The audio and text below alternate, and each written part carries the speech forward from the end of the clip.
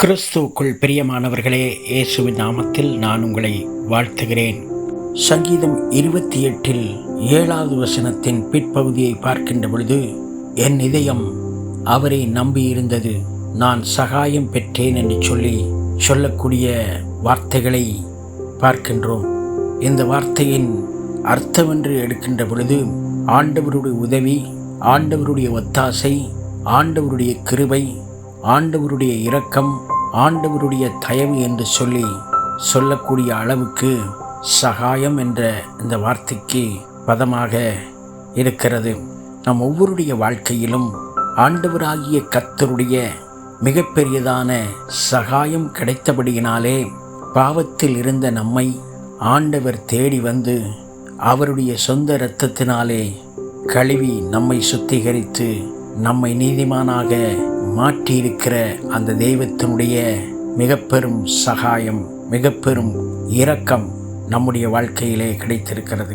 அவர் சகாயம் செய்யவும், அவர் இரக்கம் பாராட்டவும், அவர் தயவு பாராட்டவும், அவர் கிருபை செய்யவும், அவர்களை மன்னிக்கவும், அவர்களுக்கு இரக்கம் செய்யவும் ஆண்டவரே வல்லவராக இருக்கின்றார். ஆண்டவர் சொல்லுகிறார், என்னிடத்திலே வருகிற எவரையும் நான் புறம்பே தள்ளுவதில்லை என்று சொன்ன ஆண்டவர் இன்றைய நாட்களிலும் நாம் பலவித காரியங்களை குறித்து இன்றைக்கு சிந்தித்து கொண்டிருக்கலாம்.